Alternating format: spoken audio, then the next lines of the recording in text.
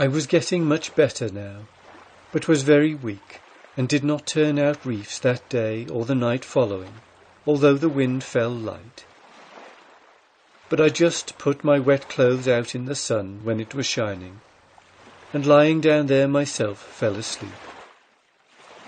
Then who should visit me again but my old friend of the night before, this time, of course, in a dream. "You did well last night to take my advice," said he, "and if you would, I should like to be with you often on the voyage, for the love of adventure alone." Finishing what he had to say, he again doffed his cap and disappeared as mysteriously as he came, returning, I suppose, to the phantom Pinta. I awoke much refreshed, and with the feeling that I had been in the presence of a friend and a seaman of vast experience. I gathered up my clothes, which by this time were dry. Then, by inspiration, I threw overboard all the plums in the vessel. July 28 was exceptionally fine. The wind from the northwest was light and the air balmy. I overhauled my wardrobe and bent on a white shirt against nearing some coasting packet with genteel folk on board. I also did some washing to get the salt out of my clothes. After it all I was hungry, so I made a fire and very cautiously stewed a dish of pears, and set them carefully aside till I had made a pot of delicious coffee, for both of which I could afford sugar and cream. But the crowning dish of all was a fish hash, and there was enough of it for two. I was in good health again, and my appetite was simply ravenous. While I was dining, I had a large onion over the double lamp, stewing for a luncheon later in the day. High living today. In the afternoon, the spray came upon a large turtle asleep on the sea. He awoke with my harpoon through his neck, if he awoke at all. I had much difficulty in landing him on deck, which I finally accomplished by hooking the throat halyards to one of his flippers, for he was about as heavy as my boat. I saw more turtles, and I rigged a burton ready with which to hoist them in, for I was obliged to lower the mainsail whenever the halyards were used for such purposes, and it was no small matter to hoist the large sail again. But the turtle steak was good. I found no fault with the cook, and it was the rule of the voyage that the cook found no fault with me. There was never a ship's crew so well agreed. The bill of fare that evening was turtle steak, tea and toast, fried potatoes, stewed onions, with dessert of stewed pears and cream.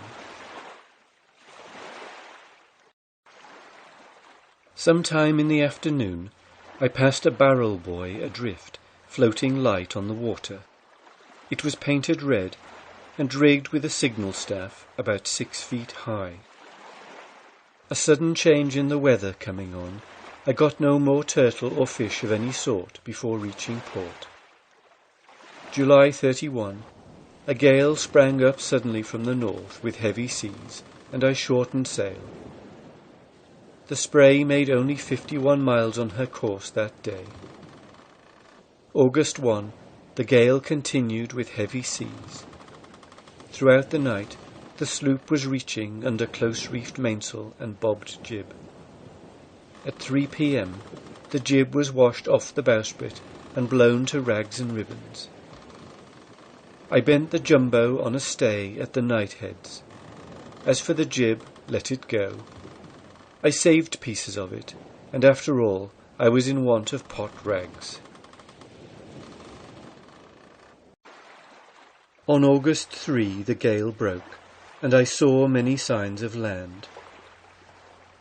Bad weather having made itself felt in the galley, I was minded to try my hand at a loaf of bread, and so rigging a pot of fire on deck by which to bake it, a loaf soon became an accomplished fact.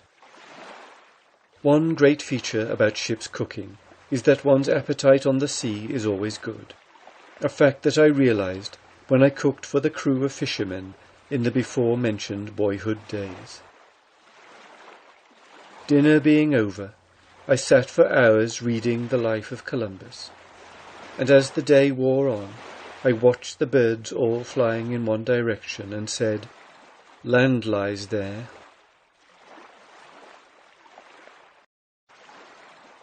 Early the next morning, August 4, I discovered Spain.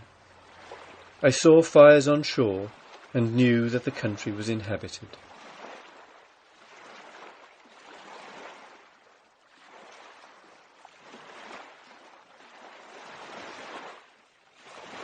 The Spray continued on her course till well in with the land, which was that about Trafalgar.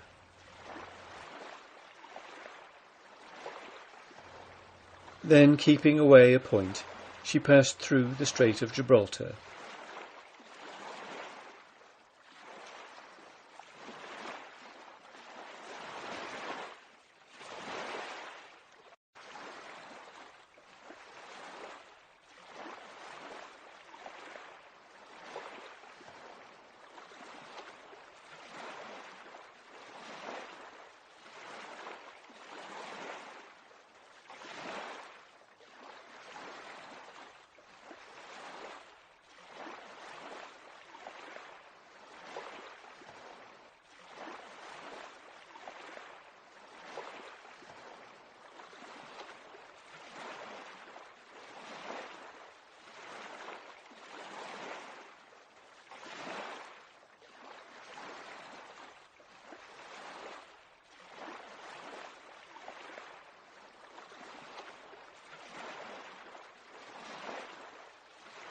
Where she cast anchor at 3 p.m. of the same day, less than 29 days from Cape Sable. At the finish of this preliminary trip, I found myself in excellent health, not overworked or cramped, but as well as ever in my life, though I was as thin as a reef point.